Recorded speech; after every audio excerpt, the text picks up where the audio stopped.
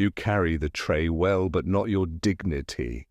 The Arab billionaire's words sliced through the golden light of the banquet hall. His guests chuckled, raising their glasses as if cruelty was entertainment. The waitress froze her knuckles whitening. Around the tray, but her eyes did not lower.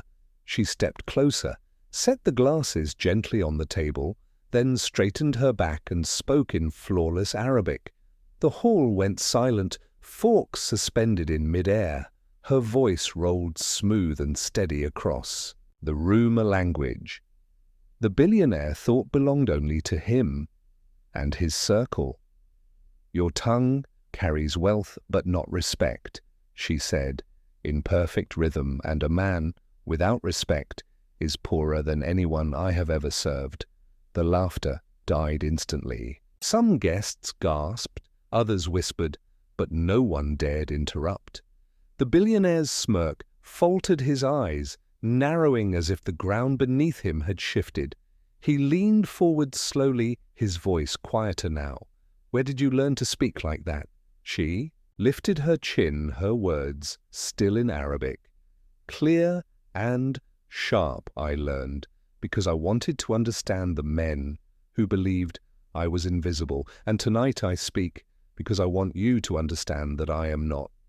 The room erupted with murmurs, admiration, from some disbelief from others. Every gaze burned toward the table where power had suddenly shifted. The billionaire sat frozen, his pride cracking in the silence that followed. For the first time in years, he had no clever reply, only the weight of a truth spoken in the language he thought made him untouchable. The billionaire's jaw tightened, but his voice betrayed a tremor as he tried to regain control. Impressive, he said, switching to English as if hiding behind it, but a servant speaking. My language doesn't make her my equal. The waitress's lips curved into the faintest smile, and again in flawless Arabic. She replied, Language doesn't make me your equal. Respect does. And tonight it is clear which one of us has less. Gasps rippled. Through the hall, a ripple that turned into a tide of whispers. The guests who had laughed earlier now avoided his gaze, their eyes drawn instead to the woman standing tall in her apron. The billionaire's fingers tapped the table, his pride fighting to rise, but every word she had spoken pinned him down heavier than chains. One of his associates leaned in and muttered, She speaks better than our own interpreters. The billionaire waved him off his face, flushed with something he hadn't felt in years, humiliation. But the waitress wasn't finished. She placed the tray down carefully on the polished table, leaned forward just enough, and said, still in Arabic, You wanted to remind me of my place, but all you've done is reveal yours. The hall fell completely silent.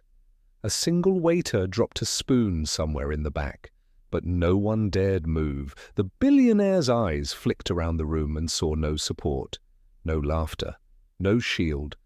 His power had slipped like sand through his hands, all because a waitress had chosen not to bow. The billionaire rose slowly, his chair scraping across the marble floor like thunder.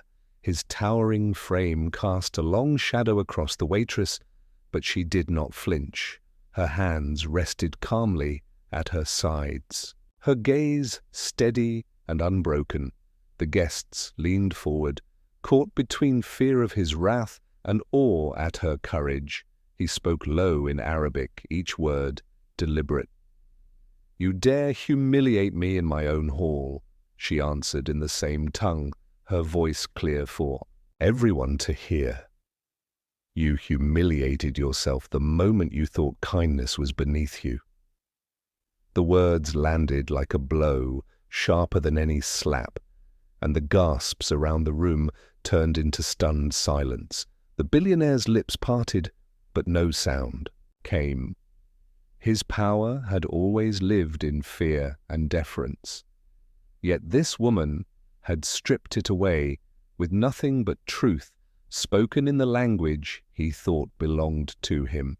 He looked at his guests, searching for a loyal laugh, a supportive nod, but saw only eyes wide with judgment. The waitress stepped closer, her apron brushing against her knees, her tone calm but unyielding. "You see only what I carry in my hands, tray plates, glasses, but you never thought to see what I carry in my mind or in my heart. Tonight, you learned both. And that frightens you, doesn't it?" His chest rose and fell heavier, his pride warring with the mirror she held up to him. For the first time in years, he felt smaller. Not because she spoke Arabic better than he did, but because she spoke truth he could not silence. The billionaire's fists clenched at his sides, yet he could not lift them. His pride demanded a strike, but his soul knew he had already lost. The hall was so silent, the clinking chandeliers above sounded like drums. The waitress lifted the tray once more, not as a servant, but as someone holding proof of her own worth. She spoke in Arabic, her voice carrying to every corner of the hall. "True wealth is not the gold in your vaults, it is the respect in your heart, and tonight you showed the world you are the poorest man here." A wave of whispers tore through the guests, their eyes no longer on him, but on her. The billionaire's throat tightened. He had ruled with arrogance for years, silencing anyone who dared speak. But tonight, his own tongue betrayed him. Nothing came out. The woman turned her back on him, her steps steady toward the door, each one striking louder than applause. The manager hurried after her. "Madam, please stay. The staff needs someone like you." But she raised a hand, stopping him. "Respect is not begged for. It is lived, and tonight I lived mine." She reached the doors of the hall, the crowd parting for her, like she was royalty, not a waitress. The billionaire stood rooted, his empire of pride crumbling, while the room around him began to clap, first softly, then louder, until the sound swallowed him whole. He had mocked her as nothing yet.